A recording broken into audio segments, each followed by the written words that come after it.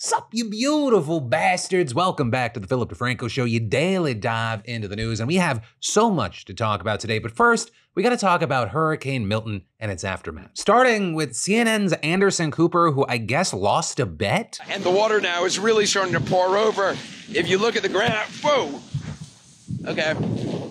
That wasn't good. Anderson, I'm just saying, my man, I don't think they want to pay out the rest of your contract. But the main thing, right? Hurricane Milton made landfall south of Tampa Bay last night as a Category 3 storm with wind speeds as high as 120 miles per hour. Though, as it moved inland, it degraded to a Category 1. And as Thursday unfolded, the high winds, storm surge, and flooding rain continued. But conditions were expected to improve as Milton wandered away from Florida into the Atlantic. And with that, we saw Governor Ron DeSantis delivering good news this morning. What we can say is the storm was significant, but thankfully, this was not the worst case scenario. The storm did weaken before landfall, and the storm surge, as initially reported, has not been as significant overall as what was observed for Hurricane Helene. Right, well, 10 to 15 feet of storm surge was projected before landfall. Milton turned out to be, and I feel confident saying this because it's gone now, turned out to be a little bitch-ass bitch. I mean, comparatively. With the worst of it swamping Sarasota, which got around 8 to 10 feet of water, though most other areas got less. But still, with that said, the storm did cause some spectacular damage, with winds tearing the roof off of the Tropicana Field Stadium in St. Petersburg where the Tampa Bay Rays play, as well as there being a tower crane collapsing into a building in the same city. And then in Leesburg, nearly 2 million gallons of raw sewage spilled from a flooded wastewater treatment plant. And across the entire state, Milton knocked out power for some 3.3 million people as of this morning. But now that the storm has veered off into the ocean, rescues are already pulling survivors from damaged buildings and vehicles, with President Biden saying that he pre-deployed thousands of federal personnel to affected areas. And while the death toll is expected to climb as bodies are recovered, we know for sure that at least 9 people have died so far. Though notably, at least 4 of them, they weren't killed by the hurricane directly, but rather the tornadoes, dozens of which were reported around the state absolutely tearing up power lines, cars, and mobile homes. So, it kind of makes sense with all these shocking videos and headlines, people would get the impression that all of Florida is basically an apocalyptic wasteland now, which is something that's actually now prompted some online personalities who live there to dispel a lot of the panic, with the likes of Moist Critical, for example, saying, pretty much every comment on every video I posted for the last 3 days is talking about how ridiculously stupid it is that I'm not evacuating Tampa. During every stream recently, it's like calling me the Milton maniac for refusing to leave against the orders of the state, this and that. And I want to clear up some confusion here. I was never in a dangerous area that Milton was going to be devastating for. Not in an evacuation zone, not in a flood zone, nothing like that. There was never, no one in my neighborhood evacuated, none of my family, friends, or anyone evacuated because we were not in that path. Charlie also adding that he understands why people are so concerned and appreciates that they care about it. Also, a big thing is that while this storm wasn't as bad as forecasters expected, the political fallout has been much, much worse, with just a number of meteorologists describing how they have been bombarded with death threats as they try to debunk all the conspiracy theories, with one even venting to the Washington Post by saying, "This is by far the worst misinformation for a weather event I've ever seen in my career," as well as, "I've been messaging friends who I went to college with, who I've worked with previously in this industry, and we're all just baffled by the amount of buffoonery happening on social media, which is a front that we didn't have to deal with before." And another expert telling Rolling Stone, "People are just so far gone, it's honestly making me lose all faith in humanity," with him explaining that over the last week, he has gotten hundreds of messages from people accusing him of modifying the weather and creating hurricanes from space lasers. And with this, you have folks like environmentalist Bill McKibben pointing out that although politicians like Ron DeSantis are not spreading conspiracy theories directly related to Milton, they are still promoting the anti-science bullshit that laid the foundation for it, with people pointing to how the Florida governor, for example, banned the phrase climate change from state statutes back in May, or saying, quote, "I'm not a global warming person," whatever that means. But then also there are politicians doing both kinds of lies like Marjorie Taylor Greene and Donald Trump, both of whom were called out explicitly by President Biden yesterday as he condemned false claims that property is being confiscated, that people aren't getting aid, or that aid's being diverted to migrants. Quite frankly, these lies are un-American. What the heck are they talking about?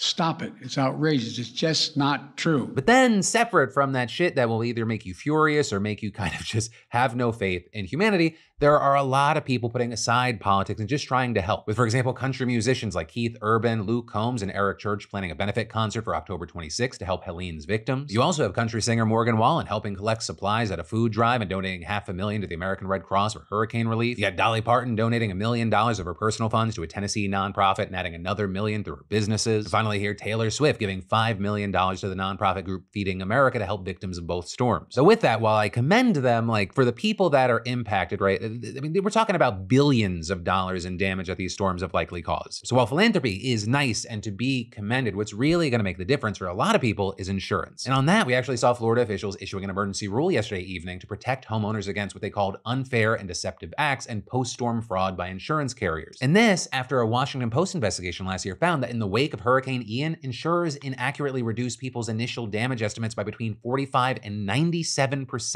And so this time around, Florida is making insurance adjusters provide a written loss estimate to the policyholder themselves, which is something many carriers have historically refused to do. And that estimate must include each line item, each version and variation of the report, as well as all the adjuster's modifications, with also the adjuster prohibited from making any changes to the initial estimate unless they provide, quote, a detailed explanation as to why each change was made, who made it, and why it was necessary. Though, of course, we're gonna have to wait to see if these policy changes actually make a difference. Right? Billion-dollar companies and industries, they have the time, money, and resources to try and get around things. But either way, this, as state officials say, they anticipate significant, long-lasting, and potentially devastating effects on the Florida property insurance market, with them adding that the losses will be largely borne by Florida homeowners and small business owners. But then, we should talk about how Diddy is trying to get out of his current situation, because he is now claiming that the feds are getting in the way of his right to a fair trial, with him specifically accusing them of leaking evidence, including the video of him assaulting his ex-girlfriend Cassie at a hotel in Los Angeles, which if you've seen, you remember that video because it's so fucking horrifying. And that, of course, going viral after CNN published it back in May, showing him kicking and dragging Cassie, this even though he had previously denied claims that he had assaulted her. Now you have Diddy's lawyers saying in a court filing that they might seek to have the video excluded from his sex trafficking and racketeering trial, with them claiming it and other evidence went public via unlawful leaks that need to be investigated. And then further claiming that investigators in the Department of Homeland Security, quote, engaged in a 7-month campaign strategically leaking confidential grand jury material and information, including the 2016 Intercontinental videotape, in order to prejudice the public and potential jurors against Mr. Combs. With this, you have the New York Times noting that his lawyers did not cite direct evidence that DHS officials leaked the tapes, but they did claim, quote, the videotape was leaked to CNN for one reason alone, to mortally wound the reputation and the prospect of Sean Combs successfully defending himself against these allegations, with the outlet also adding that it has never actually been made clear how the video made its way to CNN. But with that, we did see a prosecutor deny that federal officials were behind it, saying that they possessed no copy of that surveillance video prior to CNN's publication, and that any accusation claiming they did lacked a good faith basis. But, it will be interesting to see what happens, because that video is a key piece of evidence in this trial. Also, I just gotta add this part is just my opinion. It doesn't feel like a great sign for Diddy that his lawyers so far, their best argument that I've seen publicly is, hey, it really wasn't cool that the entire world got to see what a violent scumbag monster our client was, in a video that not only showed how dangerous and horrifying this man is, but showed him to be a liar. And I think it highlights how in this case, they're going to try to distract from what people have already seen and all these things that are being claimed. But then, in kind of interesting entertainment news, let's talk about the 50 most influential influencers. Because the Hollywood Reporter just posted their list, and they went beyond just like, hey, here are some popular people. And they dove deeper, arguing that their presence online shows their power and ability to dominate other forms of media. With the report specifically noting, this list is an encapsulation of the ways that comedians, writers, producers, makeup artists, interviewers, and fashion moguls have been captivating our attention and the promise they hold in the industry. And adding, dear Hollywood, these are the TikTokers, Instagrammers, and YouTubers worth knowing and courting, the digital natives starting the trends the rest of us eventually will chase. And right at the top was Philip DeFranco. And I wanna say, I expected it, honestly, but it is still an honor. I'm kidding. I'm not on the list, nor should I have been. Though I also will say the list didn't make it super clear as far as ranking, right? There was no number 1 through 50. Instead, it was kind of just a shotgun blast. So at the top of the list was Adam Faze, a producer and the founder of a content studio that makes short form shows like Boy Room. He kind of hit on the whole theme here, noting that before being a creator, he was attempting to sell TV shows and movies in Hollywood, but now his content's actually getting seen by young people. Also on the list, you had people who have turned their online fame into podcasting ventures like Brittany Broski and Alex Earl, with other staple names popping up like Charlie D'Amelio, Tana Mojo, Kai Cenat, as well as others sort of using their followings to boost potential traditional entertainment careers, right? Like Jake Shane using his stardom to interview major celebrities, and Sabrina Breyer and Benito Skinner, who have gotten TV gigs from their online content. You also had Leve, after building an online following, she has a Grammy and has toured venues like the Hollywood Bowl. You also had the fantastic YouTube OGs, Rhett and Link, right? They've built an online empire with Mythical Entertainment. And if you want to see the full list of 50, I'll link to it in the description. But I will say, well, I know that everyone's gonna have different opinions about different creators on this list. As someone who's been doing different versions of this for like the last 18 years, I really love seeing a lot of this. We're in a world where mainstream popularity and internet stuff, it constantly intersects. We're having that big online celebrity. It's not just a big get for your show now, but it's an obvious thing for those people to do. I mean, there are fucking presidential candidates making the rounds on podcasts. And I know there's good and bad that comes with like the mainstreamification of online stuff. But once again, as someone that's been doing this long enough where for more than a decade, people were like, get a real job. I fucking love it. But all that said, I know the internet is a very big place. So I want to ask you watching right now, who are your top 3 influential creators? Which I know is a hard question because even after I posted it, I was like, I don't know if I could narrow mine to 3. So I'm not gonna, because I'm gonna hurt some feelings on accident. But then, taking a quick break from the news, y'all, fall is one of my favorite seasons, and it's not just about football. It's mainly, but not totally, because fall just makes me think of feeling cozy. When I think of feeling cozy, I can't help but think of our coziest partner and sponsor of the PDS, Cozy Earth. I mean, seriously, Cozy Earth sheets are the most comfortable sheets I've ever slept on, and it's something that guests at our house always comment on. Made with viscose from bamboo, their bedding is designed to naturally regulate temperature, because no matter the temperature outside, I run hot. And I also love the feel of Cozy Earth towels, right? These towels are truly luxurious. Crafted with a unique blend of cotton and bamboo viscose using innovative zero-twist technology, these towels are awesome. I mean, seriously, Cozy Earth products are the most uniquely soft fabric that actually holds up, doesn't pill. And they're so confident in what they put out there that they have a 10-year warranty on their bedding and bath. So it's time to get cozy, people. Wrap yourself up and embrace the fall. Just go to cozyearth.com/DeFranco and enter DeFranco at checkout and get up to 40% off. That's promo code DeFranco for up to 40% off. And if you get a post-purchase survey, just say you heard about Cozy Earth from the PDS. Cozy Earth. You deserve it. But then let's talk about Florida and this upcoming election. Because while understandably 90% of the focus of this election is the national race, Floridians are also going to be voting on a ballot measure that could repeal the state's 6-week abortion ban, which is why we've seen ahead of the vote organizers on both sides of the issue desperately mobilizing their people to go out to the polls. And this including the advocacy group Floridians Protecting Freedom, which says it purchased ad spots on over 50 local TV stations. But now, and the reason we're talking about it, we're learning that the Florida Department of Health's general counsel, John Wilson, has sent cease and desist letters to at least 2 of these stations ordering them to pull the ad. Though also, FCC records show that other stations have received them, and Floridians Protecting Freedom say most of the more than 50 have as well, which props up the question of what is in this ad that's so bad it's literally criminal. Well, with that, I figure let's just play it and let's see if you can figure it out. When I saw the tumor on the MRI, my first thought was, am I going to be able to see my daughter again? The doctors knew if I did not end my pregnancy, I would lose my baby, I would lose my life, and my daughter would lose her mom. Florida has now banned abortion, even in cases like mine. Amendment 4 is going to protect women like me.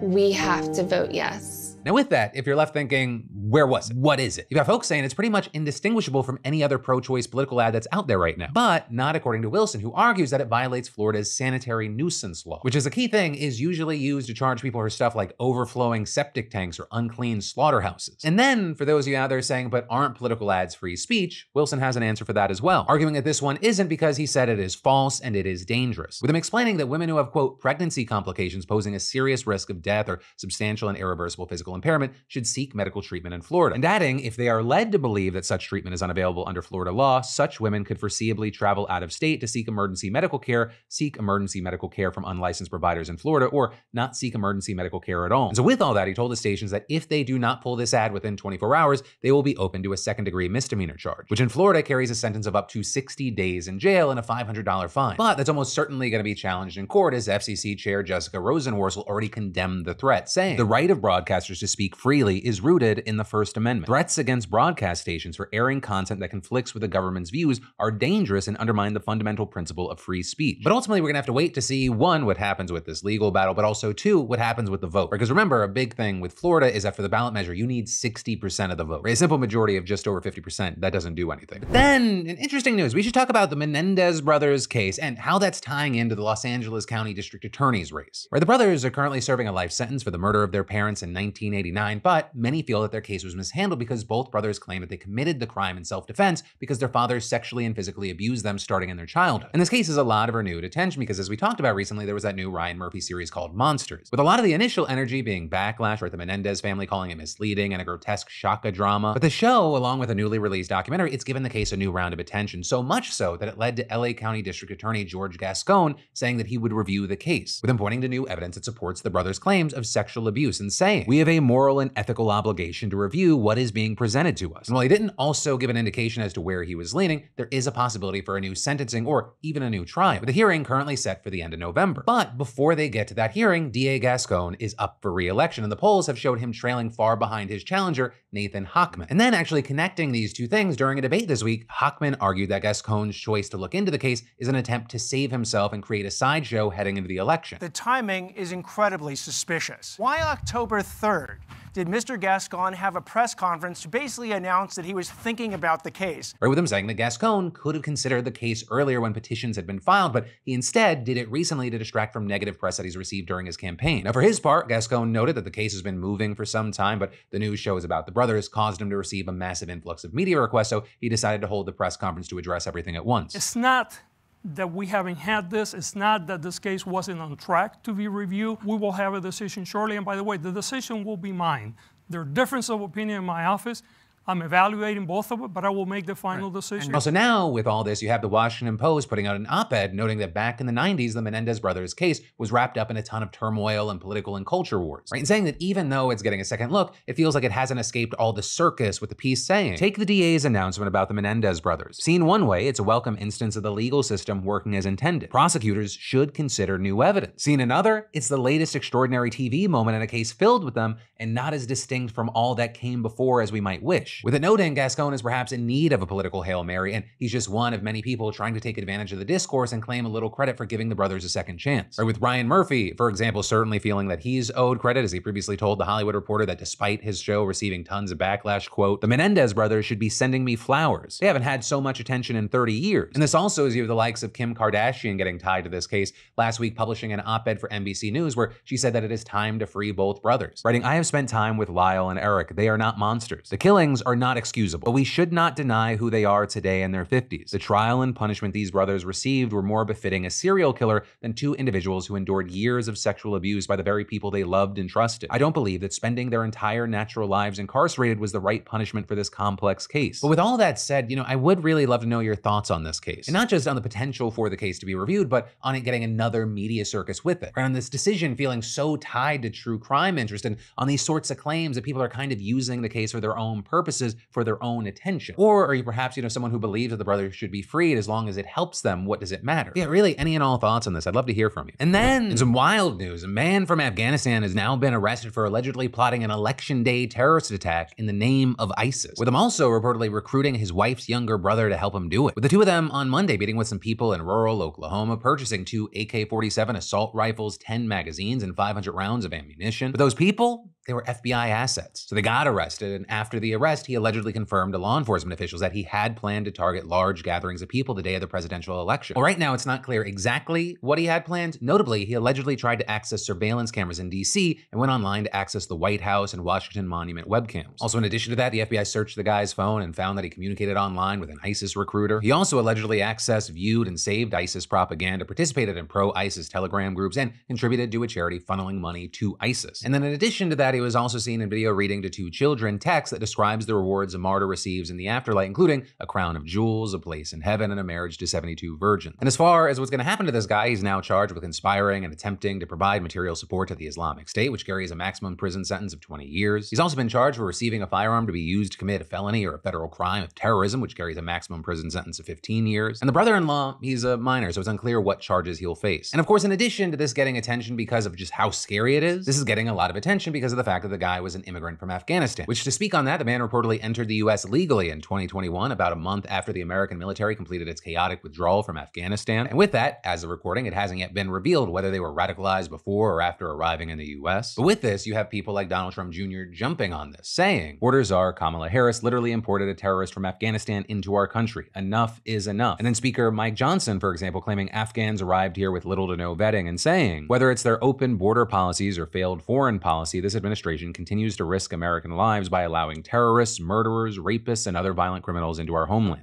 With comments like that, well, there's just a lot to unpack. Right? Regarding foreign policy, for example, he's seemingly referring to the botched withdrawal from Afghanistan. And there, it's important to say it's something a lot of people argue both Trump and Biden fucked up on. And then, the whole open borders thing and letting in criminals, we just know that's not accurate. It's part of the reasons I've seen so many angry leftists. Democrats have actually been moving right on immigration, much to the disappointment of a lot of progressives and human rights advocates. Also, as we've seen before, there's no evidence evidence linking immigration and criminality. And of course, talking about terrorism, obviously we'd love to live in a world with none, but in our current world, far-right and domestic extremism are considered some of the biggest threats to this country. And then regarding this particular alleged terrorist, he wasn't imported. Right back in Afghanistan, he had apparently been working as a security guard for the CIA. And so with that, he reportedly entered the US on one of the special immigrant visas given to eligible Afghans who helped Americans despite great personal risk to themselves and their loved ones. Though notably, their officials reportedly told NBC News the charging document is incorrect and that the man entered on what's known as humanitarian parole, with that given to people on the basis of urgent humanitarian reasons, like the Taliban taking over and hunting down Western collaborators. But in any case, according to a US official, this man, like other Afghans who resettled in the US,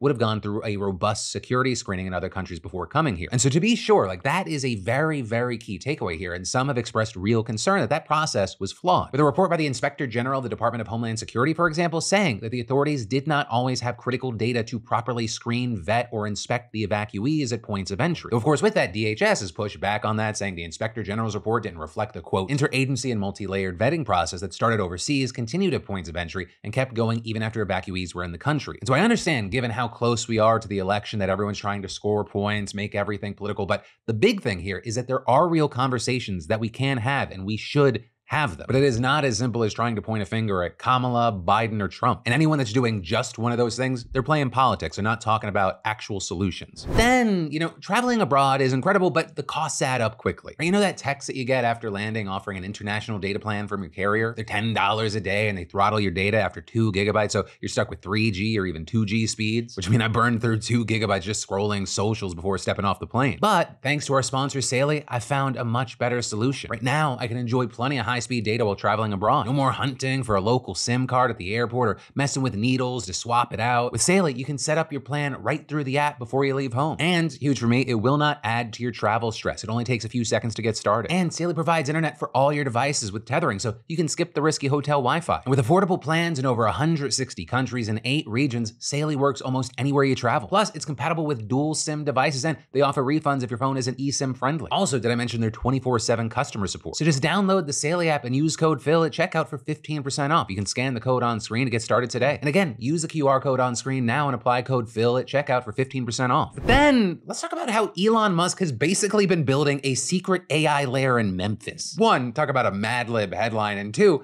the man is not doing a lot to beat the evil supervillain allegations. And the thing is, it sounds worse when I give you more context, right? Because specifically, Musk has been building a massive AI data center that could increase pollution, cancer, and death rates in a predominantly black neighborhood that's already been fighting these issues for decades. And that's without mentioning the added strain on the environment, right? So the data center in question has been set up to supply power for Musk's artificial intelligence company, xAI, through an enormous supercomputer named Colossus. And I mean, Musk, he says this thing is supposed to be bigger than any supercomputer we've ever seen, with one Memphis official describing it as, quote, if you take the 2 largest supercomputers in the world and you combine them and you multiply that by 4, that's what we're building here in Memphis. With specifically the main focus of the supercomputer said to be training xAI's chatbot Grok, which is said to be a competitor to ChatGPT, with the company describing the bot as having a sense of humor and Musk calling it the most fun AI in the world. Though it's not really clear what that means besides the fact that Grok has fewer rules than other AI chatbots and has been known to create controversial deepfakes. Right? And if you've been on X, you might have seen some of its greatest hits, like Mickey Mouse is a Nazi, Donald Trump doing 9/11, the Prophet Muhammad holding a bomb,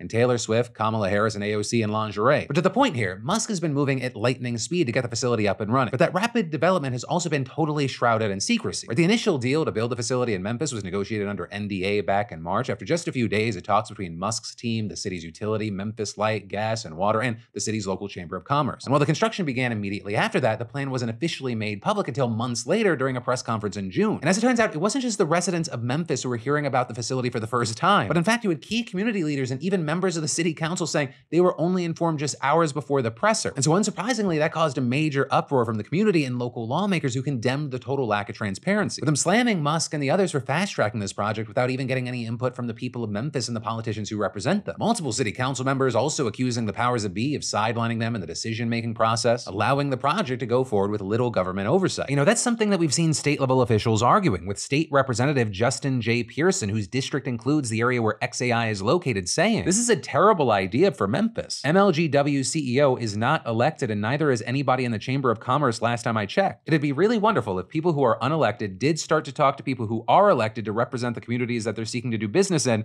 because they would have heard from our community that we don't want this. And with that, we saw community leaders and council members urging Musk and the developers to slow down and actually include them in this super important process. But instead, xAI has still continued forward at warp speed, with Musk himself even sharing job postings for the facility in early July, less than a month after it was publicly announced, and then posting on X again later that month to say the supercomputer had officially powered up and was training AI models, and later confirming over Labor Day weekend that the supercomputer was online while bragging about how fast they got it done. And during that time, the demands by residents and city officials to include them in the process were largely ignored. Or basically all they got was the one time when the utility MLGW did the bare minimum by sharing a fact sheet and hosting a public forum back in August. But at that point, the project was nearly done. Additionally, the Tennessee Lookout reported that as of this summer, xAI never hosted town hall style meetings with the community, and our research didn't turn anything up as well. And that lack of transparency, community input, and government oversight is especially concerning given the specific location of the xAI facility, the neighborhood of Boxtown. You see, Boxtown is one of Memphis's oldest neighborhoods, and it was started by former enslaved people after the Civil War and remains one of the city's many predominantly black areas. But, and this is a key thing, in more recent history, the area of Southwest Memphis has become a major industrial zone chock full of massive corporations spewing all kinds of pollutants. And so as a result, just like so many other predominantly black areas in America,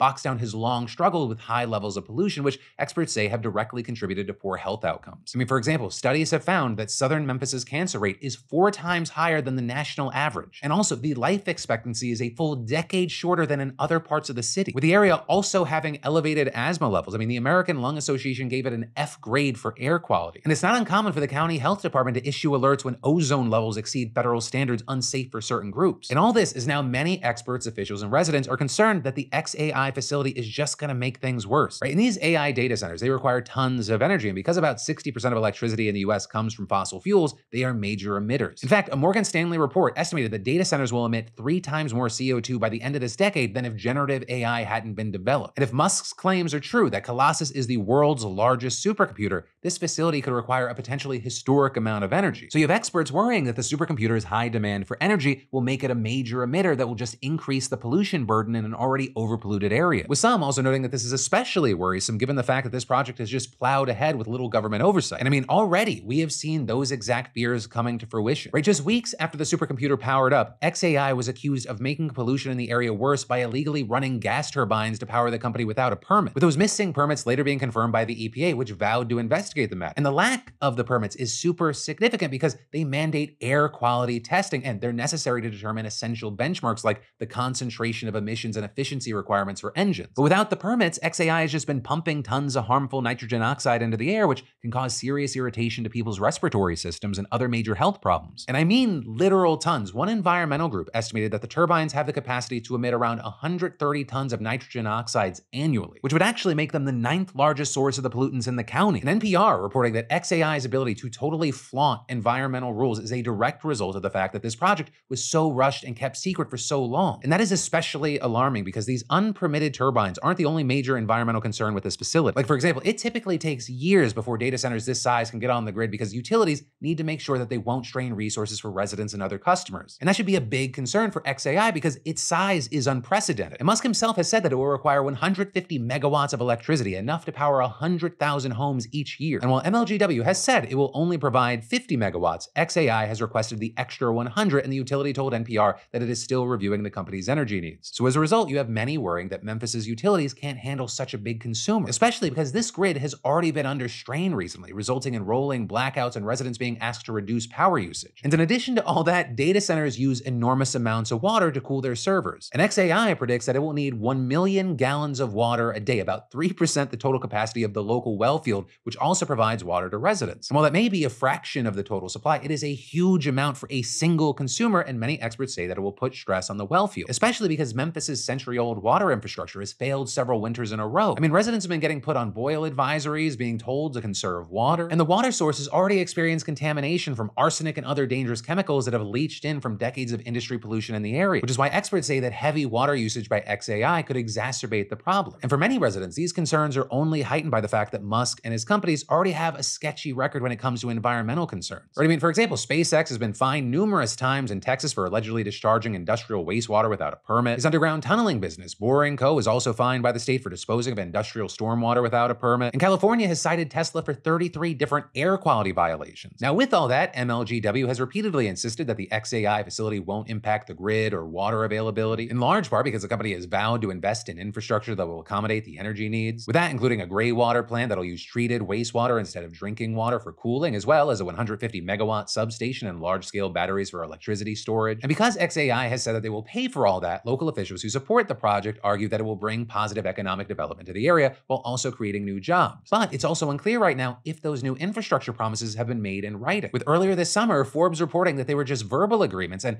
that MLGW said they don't have contracts, and the outlet noting there that Musk has a long history of promising public infrastructure to the places that host his companies and then under-delivering. And they are pointing to major ongoing failures with this Hyperloop project, including some lines that appear to have been just given up on entirely, as well as his promise to build an ecological paradise around the Tesla Gigafactory, but then obtaining an exemption from local environmental rules. Also, as of recording, NPR reported that XAI only had posted 37 job listings, and the majority were actually based in California, noting that data centers are highly automated, so they have few employees, which is why many politicians and community members have expressed doubt that they'll see any of these benefits. With, for example, Keshawn Pearson, the executive director of the nonprofit Memphis Community Against Pollution, telling Time that he's skeptical for a number of reasons, including the fact that community organizations of Southwest Memphis have not had any conversations or even contact with XAI. Also noting that there hasn't been any job recruiting or job training within the community that this facility is supposed to boost economically, and adding that people like him who have lived in Boxtown for a long time have seen how similar projects have failed to bring about any lasting economic development and instead just contributed to pollution and health problems. Saying companies choose Memphis because they believe it is the path of least resistance. They come here, build factories, pollute the air, and move on. Saying this is the same playbook and the same talking points passed down and passed around by these corporate colonialists. For us, it is empty, it's callous, and it's just disingenuous to continue to regurgitate these things